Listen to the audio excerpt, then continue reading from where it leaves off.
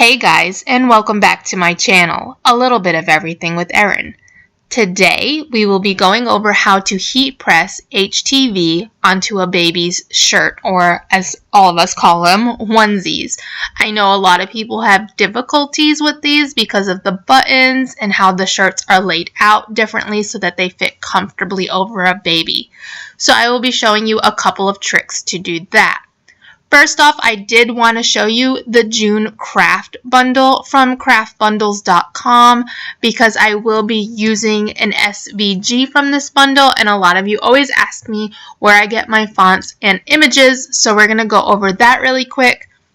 It's a super cute bundle pack. As you can see right here, it includes 13 fonts, over 300 cut files, and over 400 clip arts. It's $19. If you do use my code, which is Erin20, you'll save 20% off at checkout. So that would actually bring this bundle down to $15.20.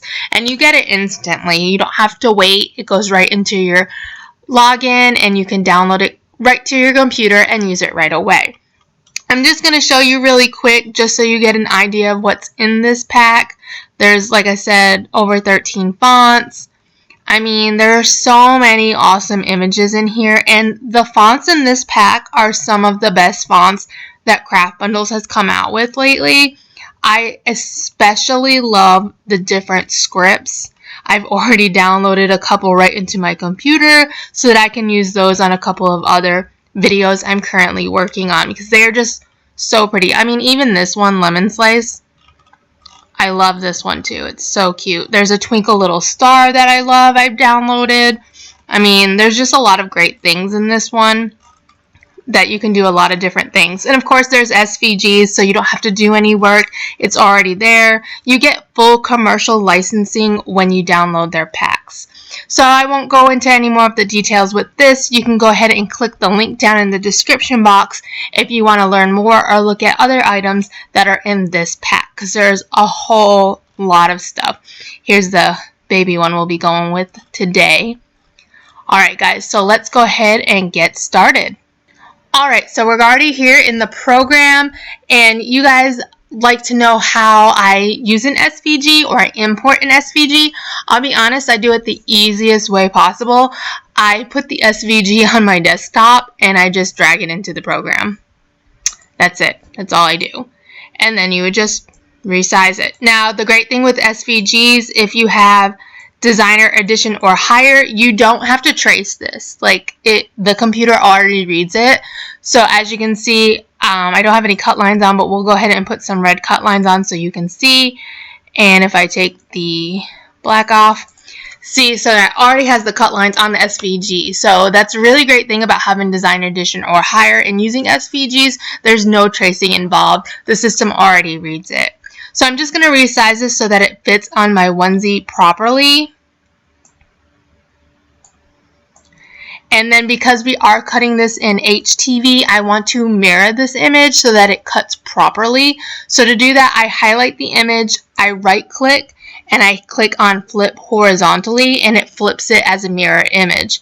Then I'll place it on the mat where I want it to cut, and I will hit send. So if you get to this point and your SVG isn't showing that it's going to cut and you do have Designer Edition or higher, it's usually because the action you have applied is no cut. So you want to make sure the item is selected. You can see the gray box around it, and then click on cut, and you'll see the cut lines are now there again.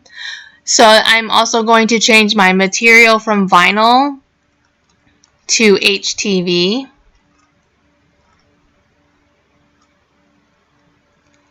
And we're just going to be doing regular.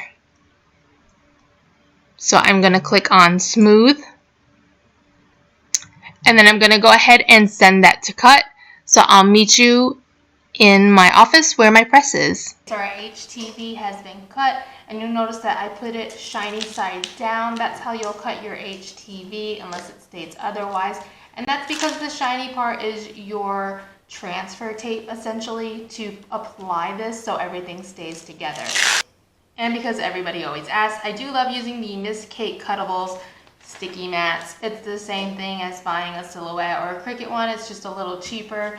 Comparable, they're pretty much the same. So I like to get those. You can find those on my Amazon link down below. Okay, so we're gonna go ahead and get this weeded. I always start in a corner and pull back.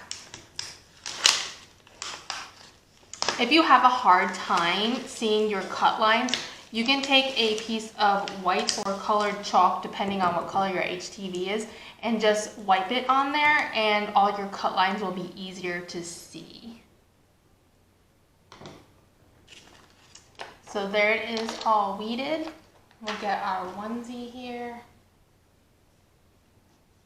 Now some people use rulers, some people use special tools. I have been doing this long enough that I just eyeball it and I see the middle and I go from there.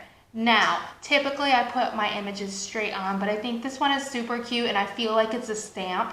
So I think if you were stamping something, you wouldn't get it straight on. So I'm actually gonna kind of turn this sideways a little.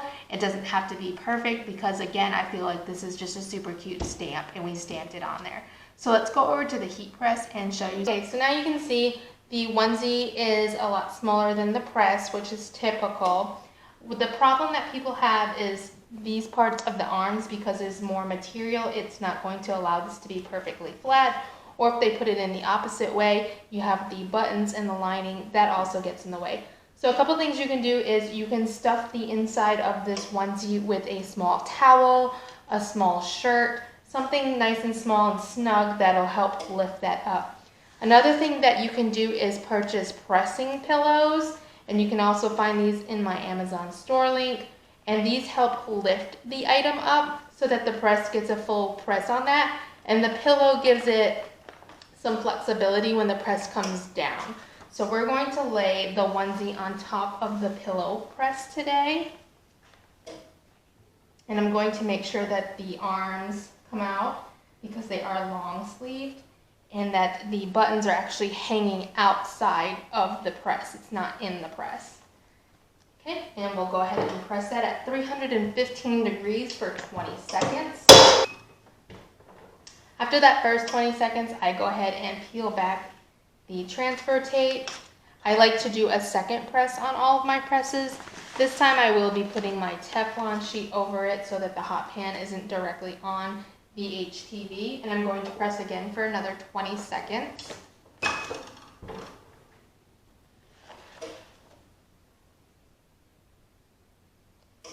As you can see, that's on there really good.